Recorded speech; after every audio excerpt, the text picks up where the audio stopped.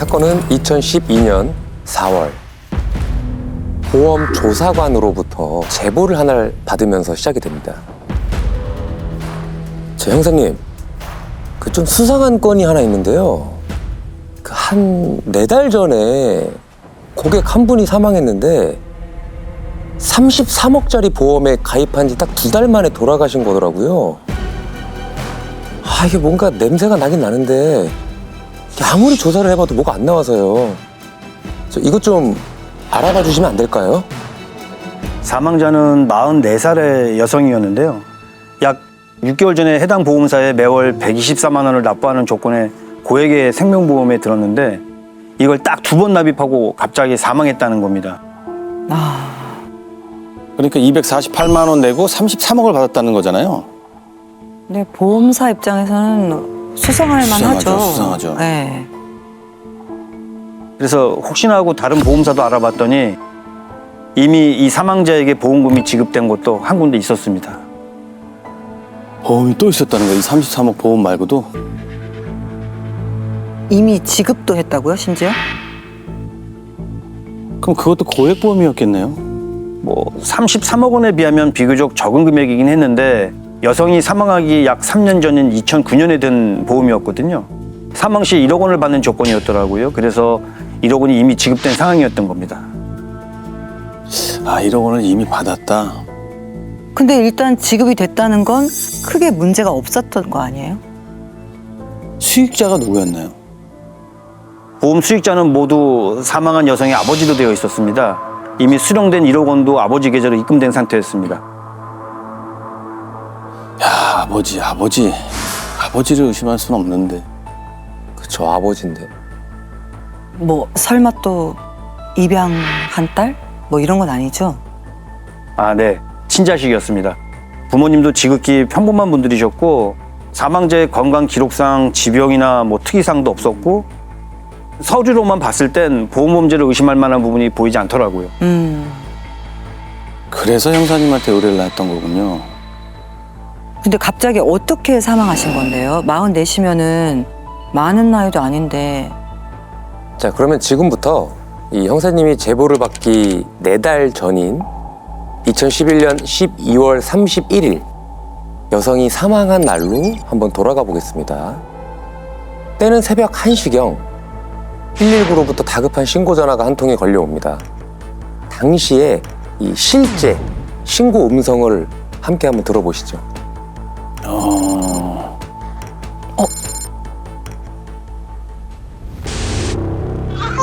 네, 이동입니다. 여기 사법 노동이야. 오늘 퇴근하고 어디 가게 이틀이 와 있잖아요. 안 일어난다고요? 예. 의식 상태 안 좋아요? 없어요. 의식이 없어요? 예. 네, 지금 빨리 가볼게요. 예. 우시는데. 당시 그 119 상황 일지를 보니까 신고자는 사망자의 친언니였는데요. 동생이 종일 연락이 안 돼서 집에 가봤다가 동생이 쓰러져 있는 걸 발견하고 신고했던 상황이었습니다. 구급대원이 도착했을 때 동생분은 안방에 정자세로 누워 있었다고 하고 호흡과 맥박이 뛰질 않았다고 기록돼 있었습니다. 사후 경직이 없이 체온도 따뜻했던 걸로 봐선 사망 직후 신고한 걸로 추정됐다고 돼 있었습니다.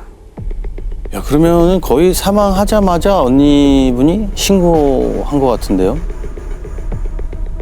갑자기 왜 사망하신 거예요? 사인이 나왔어요? 사망 진단서에 적혀있는 사인은 지준박하 출혈이었습니다.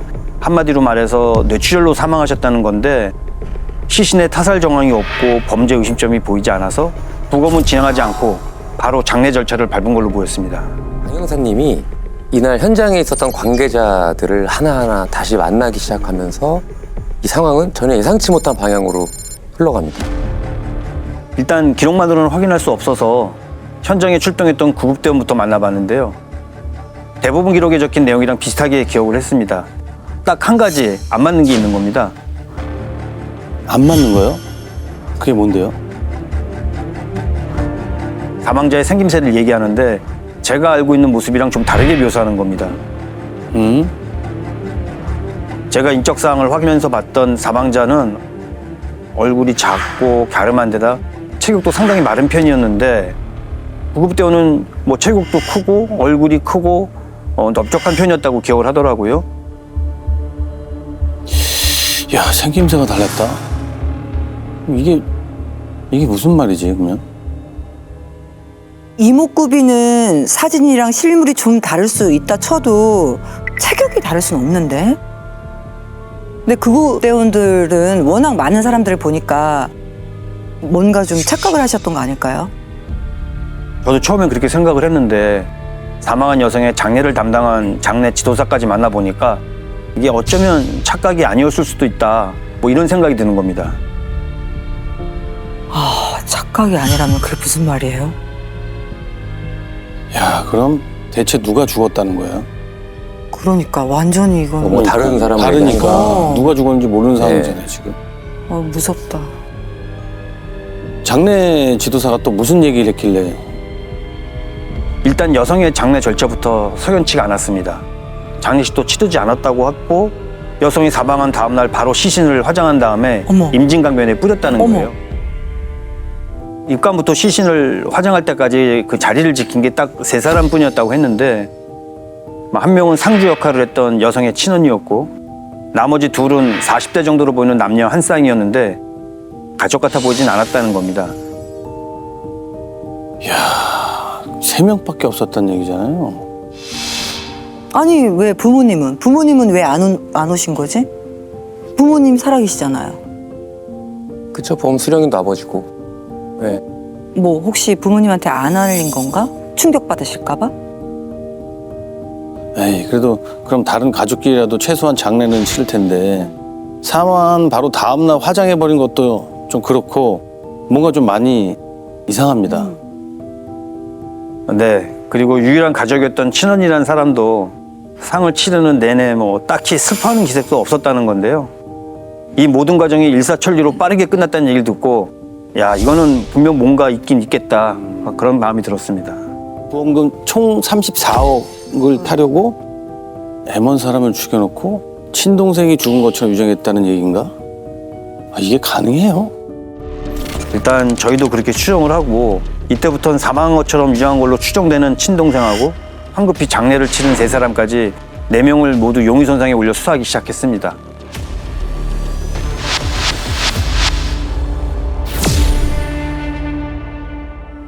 아니 그러면 그 죽은 사람은 누구란 얘기인 거예요? 화장까지 했으니까 지금 뭐.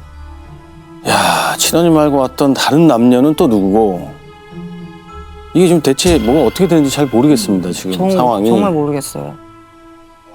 그럼 지금부터 어딘가 살아있는 걸로 일단 추정이 되는 신고자의 친동생이자 보험 계약자인 이 40대 여성을 임정희 씨라고 부르도록 하겠습니다.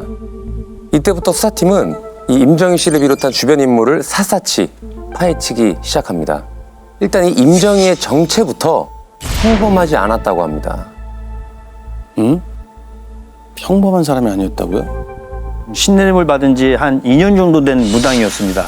근데 뭐 탐문을 해보니까 신내림을 받은 것 치고는 신발이 좋지 않아서 장사가 잘 되진 않았던 모양이더라고요. 과거에는 기획부동산 일을 했었다고 했고요. 야, 무당이란 심상치 않네. 기획 부동산이었다면은 사실상 사기꾼이라는 얘긴데 지금도 이 세상 사람이 아닌 척 어딘가 숨어 지내고 있다는 얘기잖아요. 그래서요, 이 형사님은 가장 먼저 이미 지급된 1억 원의 보험금이 어디로 흘러갔는지부터 살폈다고 합니다.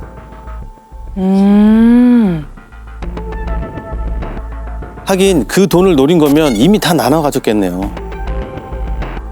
임정희도 받았을 테고. 그렇죠. 야, 그럼 정말 수익자였던 아버지도 여기에 연루가 된 거예요? 그건 아닌 것 같았습니다. 부모님을 만나보니까 딸이 사망 처리된 것조차 전혀 모르고 계시더라고요. 보험금이 들어왔다는 사실도 전혀 모르셨고. 야, 보험금이 들어왔다는 사실도 몰랐다. 그럼 아버지 통장에 1억이 그대로 있었던 거예요? 아니요. 확인해 보니까 아버지 계좌로 입금된 보험금 전액이 또 임정희의 남동생 통장으로 이체가 됐었습니다. 보험금 수령 신청자도 임정희의 남동생이었고요. 남동생이요? 그러면은 남동생도 용의자 중에 한 명이었던 거예요? 야, 이거 형제자매끼리 판을 짠 것 같은데. 그럼 남동생이 그 1억을 그대로 가지고 있었어요? 아니요. 남동생 계좌를 보니까 1억 원 중에 7,500만 원이 임정희의 언니에게 송금됐더라고요. 결국 두 자매를 중심으로 판이 흘러가는 것 같아서 임정희 언니의 행적부터 쫓기 시작했습니다. 그러네. 신고도 그렇고 시신 처리까지. 그럼 언니가 일단은 행동대장 노릇을 하는 거잖아. 그럼 왠지 그 임정희랑도 연락을 하고 지낼 것 같은데요. 언니는 서울에서 어린이집 보조교사로 일을 하고 있었는데 집과 직장을 오가는 것 외엔 딱히 외출도 하지 않았고 누굴 만나지도 않는 겁니다. 거의 한 달을 쫓아다녔는데도 수상한 행동이 포착되지 않았었습니다. 그런데요, 이 수사팀이 언니를 미행한 지 한 달이 다 되어가던 6월 무렵에 드디어 이 형사님들 눈에 언니의 수상한 행동이 포착이 됩니다. 드디어. 이거는 지하철역 공중전화 같은데? 저게 임정희 언니예요? 맞습니다. 임정희 언니가 퇴근길에 지하철역에서 공중전화를 쓰는 장면이 포착된 건데요. 그런데 3분 후에 묘한 장면이 잡히는 겁니다.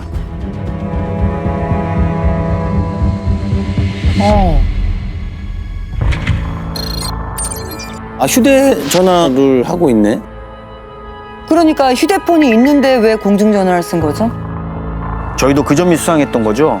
휴대폰이 있는데도 공중전화를 사용했다면 통화 기록이 남아서는 안 될 사람과 연락을 주고받은 게 아닌가 싶었던 겁니다. 아, 그러면은 공중전화로 임정희랑 통화를 했던 건가? 그래서 저희는 그 공중전화부터 통째로 압수를 해서 언니가 전화를 사용한 시간대의 통화 내역을 까봤는데요. 010으로 된 번호가 떴는데 명의자가 웬 남자인 겁니다. 또 인적사항을 확인해 보니까 거주지는 또 뭐 생뚱맞게 전라도 광주였고요. 전라도 광주? 이건 또 뭐지? 반전이 거듭되네 그냥. 그러니까. 그 남자는 누구였는데요? 그 서류상으로 확인했을 땐 임정희의 가족과 연결고리가 보이진 않았습니다. 임정희 가족이 전라도 광주와는 연고가 전혀 없었기도 했고요. 근데 왜 통화를 한 거지? 아니면 혹시 임정희를 광주에서 숨겨주고 있는 사람인가? 일단 바로 만나보셨나요? 네, 일단은 통화를 나눴다는 거 이외에는 특이점은 없던 상황이기 때문에 형사님은 조금 더 확실한 걸 찾기로 합니다. 그래서 이 남성의 1년치 통화 내역을 뽑아서 쭉 살펴봤다고 해요. 여기서 결정적인 단서가 등장을 하게 됩니다. 결정적인 단서. 그게 뭐였나요? 일단 휴대폰을 개통한 시점이 임정희의 사망 신고가 접수된 지 얼마 지나지 않은 1월 초였더라고요. 주로 공중전화로 걸려온 전화를 받은 기록뿐이었고, 근데 몇 개 안 되는 발신 기록 중에 눈에 띄는 게 하나 있는 겁니다. 발신 기록 중에 뭐가 눈에 띈 건데요? 번호를 확인해 보니까 도시가스공사에 전화한 기록이 있었던 겁니다. 그래서 공사에 연락해서 이 통화 기록에 대해 문의를 해봤더니 당시 통화 녹음 파일이 남아있다는 겁니다. 그래서 그 파일을 들어봤는데 그 듣는 순간 온몸에 소름이 쫙 돋았습니다. 왜? 설마 임정희였나? 일단 전화를 건 사람이 남자가 아닌 여자 목소리인 겁니다. 이사를 했다면서 도시가스 설치하고 싶다는 문의 전화를 했던 거고요. 근데 전 이게 임정희 목소리가 확실한 것 같더라고요. 그 임정희가 남긴 통화 녹음 파일이 하나가 더 있었거든요. 보험을 가입할 때도 보험사와 통화한 기록도 녹취가 됐던 건데요. 다시 저희가 비교해서 들어보니까 목소리 톤부터 억양, 말투까지 임정희랑 똑같았습니다. 야, 설마 했는데 지금 임정희가 진짜 살아있던 거네요? 광주에 숨어 있었던 거네요. 이사를 한다고? 그 와중에 도시가스까지 설치를 하고 있었던 거예요? 그럼 그 휴대폰 명의자인 남자가 임정희를 숨겨주고 있었던 게 맞나 본데요? 그래서 우리 형사님들은 이 남자부터 만나러 갑니다. 그런데요, 만나보니까 이번에도 너무나 평범하디 평범한 그냥 아저씨였다고 합니다. 임정희 언니도 겉은 평범했잖아요. 그럼 다 같이 지금 가면을 쓰고 있는 건가? 저희가 만나보니까 그냥 동네 호프집 사장님이셨습니다. 서울에서 경찰이 찾아오니까 깜짝 놀란 눈치였는데 뭘 물어봐도 술술 얘기하는 게 뭐 딱히 거짓말을 하는 것 같진 않았습니다. 야, 뭐야. 그럼 이 남자는 사건이랑은 관련이 없는 건가? 근데 왜 임정희는 이 남자의 명의의 휴대폰을 쓰고 있었던 거죠? 자초지종을 들어보니까 최근에 알게 된 손님 한 명이 있는데 신용 불량자가 됐다면서 휴대폰 명의를 빌려달라길래 사정이 딱해 보여서 빌려줬다는 건데요.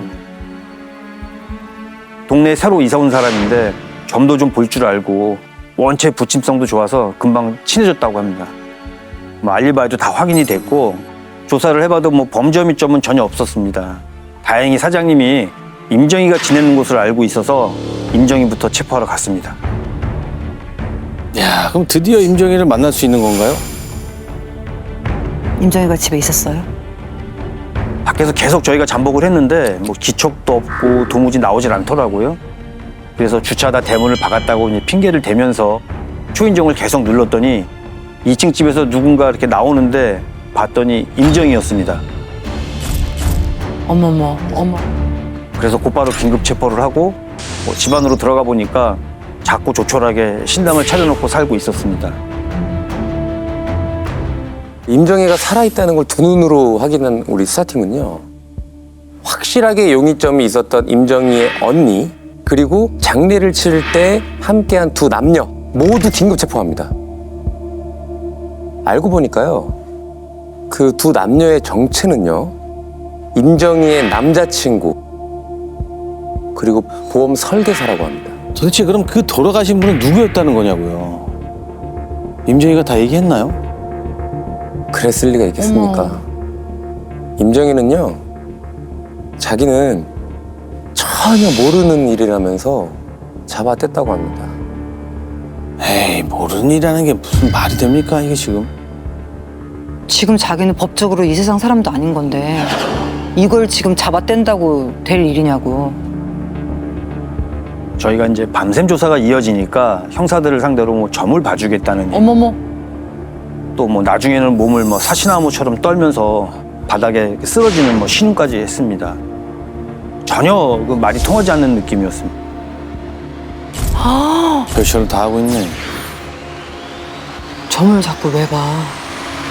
그러니까 자기 인생도 한치 앞을 모르는데 무슨 점을 봐. 지금 그 시신까지 다 화장해버리고 이렇게 나오면 누가 죽었는지 확인이 안 되잖아요. 맞습니다. 저희도 그게 제일 답답했거든요. 죽은 사람의 정체는 범인들만 알고 있는데 임정희는 물론이고 뭐 언니를 비롯한 나머지 두 사람의 용의자까지 뭐 실제 사망자에 대한 얘기를 입도 뻗고 안 하는 겁니다. 이따가 수사하면서 제일 막막한 그런 때였습니다. 그런데요. 오랜 조사 끝에 그 임정희가 잠깐 이 긴장의 끈을 놨던 걸까요? 임정희가 형사님에게 이런 말을 했다고 합니다. 형사님, 그 실은요. 인터넷에서 모르는 사람한테 시신 산 거예요. 500만 원 주고요. 어머. 무슨 말 같지도 않은 소리 하고 있어. 짜증나서 뭐 시신 쇼핑 아니고 500만 주고 시신을 샀다고? 말도 안 돼. 또 뭔 소리야. 그 자체도 말이 안 되지만 지금 구급대원 진술에 의하면 체온이 따뜻하고 아직 사후 경직도 일어나지 않는 상태에서 신고가 돼서 자기가 도착해서 보니까 사망을 했더라. 이렇게 진술이 구체적으로 되어 있잖아요. 시신을 구입했다라고 한다는 것은 뭐 애초에 전혀 얘기가 안 되는 거죠. 그게 앞뒤가 안 맞는 거네, 지금.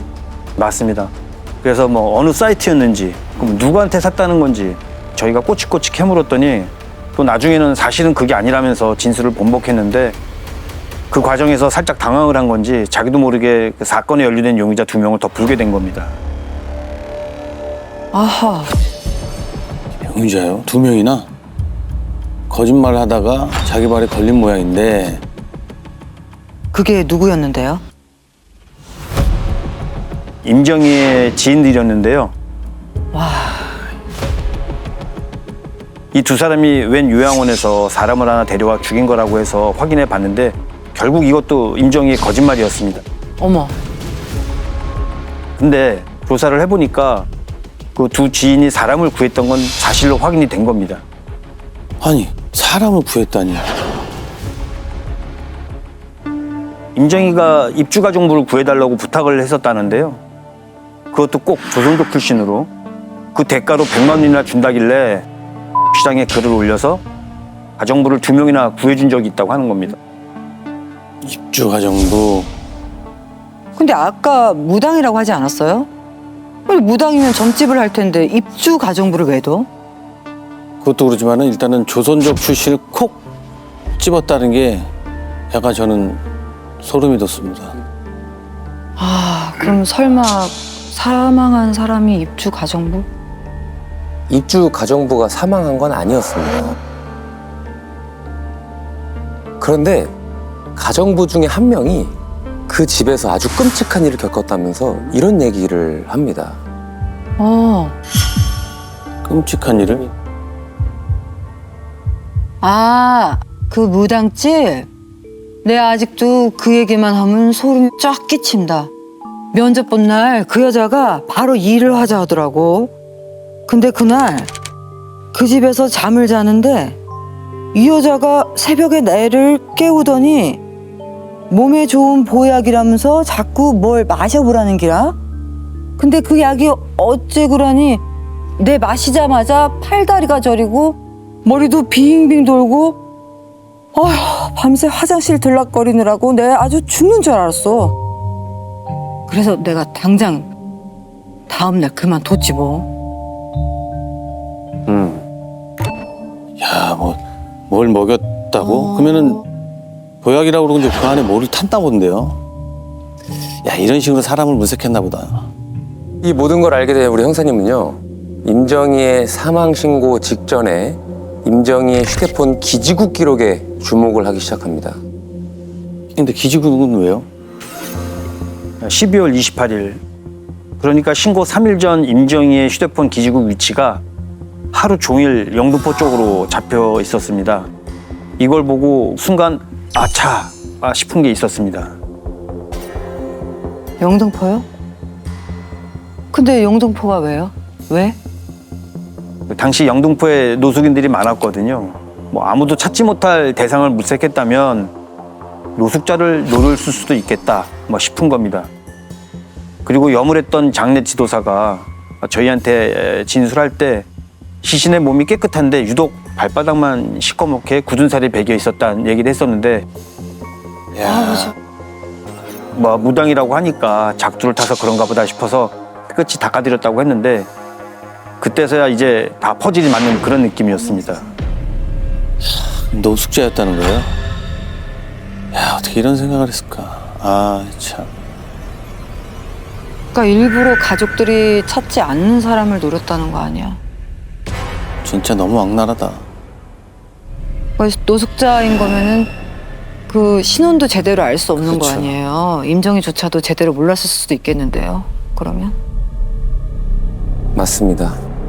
우리 형사님은요, 그래도 어떻게든 신원을 확인하기 위해서 영등포 일대에 이 노숙자들이 있는 곳을 일일이 다 다니면서 갑자기 최근에 사라진 사람이 있는지 40대에 체격이 좀 있고 얼굴이 넓적한 여성이 있었는지 백방으로 찾아다녔다고 합니다. 결국에는요, 알아낼 수 없었습니다. 그렇지, 쉽지 않지. 거기 뭐 서로 이름도 모르고 다 모르잖아. 워낙 왔다 갔다 뜨내기는 네. 사람이 많으니까. 사진 한 장이 없는 상황에서. 그렇죠. 너무 나쁘다. 일단은 정말 끝까지 이 임정이라는 사람이 피해자가 누구인지를 말을 안 했어요. 네. 뭐 피해자의 신원도 얘기하지 않았고 심지어는 살해 혐의도 끝까지 부인을 했습니다. 야, 어떻게 이럴 수가 있지? 아니 부인하면 뭐해? 일단은 죽은 사람은 있잖아요. 아니 근데 아까 사인이 뇌출혈이었다고 했잖아요. 그러면 사망 진단서까지 꾸몄다는 거야, 뭐야? 자, 지금까지 임정희, 그리고 임정희의 친언니와 남동생, 남자친구, 보험 설계사, 그리고 가정부를 구해준 2명의 지인까지 총 7명의 용의자가 등장을 했죠. 형사님들이 입건한 남은 1명의 용의자가 바로 시신을 확인한 범안이었습니다. 그 범안의가 거짓말을 했을 수도 있는 거네. 그러니까 타살의 증거가 분명히 있었을 것 같은데 없다고 했구나. 야, 어쩐지 사인이 뇌출혈이라는 게 너무 말이 안 되는데. 뭐 주장은 이랬습니다. 본인은 사인불상으로 시체 검안서를 발급해두고 퇴근을 했는데 어떻게 된 영문인지 사인이 변경돼 있었다고 했고, 또 검안서를 발급하던 그 프로그램의 아이디하고 비밀번호를 그 응급실 근무자 대부분이 공유하고 있었기 때문에 누군가 몰래 접속해서 변경한 것 같다고 주장을 했습니다. 뭐 어쨌든 검안 당시 변사자로 의심되는 상황임에도 신고를 하지 않았기 때문에 의료법상 신고 의무 위반으로 입건했었습니다. 야, 그걸 누가 몰래 바꿨다고? 그걸 누가 바꿔? 그럼 재판 결과는 어떻게 됐습니까? 보험 사기, 사채, 은닉 등의 혐의로 이 주범 임정희는요, 징역 7년, 신고자였던 그 언니는 3년, 보험 설계사에겐 2년, 남자친구에겐 1년이 선고됐습니다. 가정부를 구해준 지인 2명과 남동생, 그리고 검안인은요, 증거 불충분으로 불기소되거나 무혐의를 받고 다 풀려났습니다. 결국에는 살인 혐의가 인정이 안 된 거네요. 이 형량을 보니까. 근데 너무 씁쓸하네. 3년, 2년, 1년은 너무하죠. 네. 아니, 죽은 사람이 누군지도 모르고 너무 불쌍하잖아. 판결을 할 당시에는 시신도 없는 데다가 사인이 명확하지 않기 때문에 살인이 아니라고 주장하는 것에 대해서 반박할 수 있는 사실 증거가 없으면 인정하기 어려운 부분이 있어요. 대체 사람까지 죽여가면서 보험금을 타야 했던 이유가 뭐였어요? 뭐 이것도 밝힐 수가 없었던 건가요? 사건 발생 1년 전에 임정희가 부동산 사업을 하나 계획했었는데 건물이 완성도 채 되지 못하고 올수업이 된 겁니다. 결국 5원대 빚만 떠안았고요. 그 돈 때문에 시작된 일로 추정이 됐던 거죠. 에휴, 일단은 돈 때문에 남의 인생도 버리고 자기 인생도 날린 거 아니야. 즐겨봐 이 채널.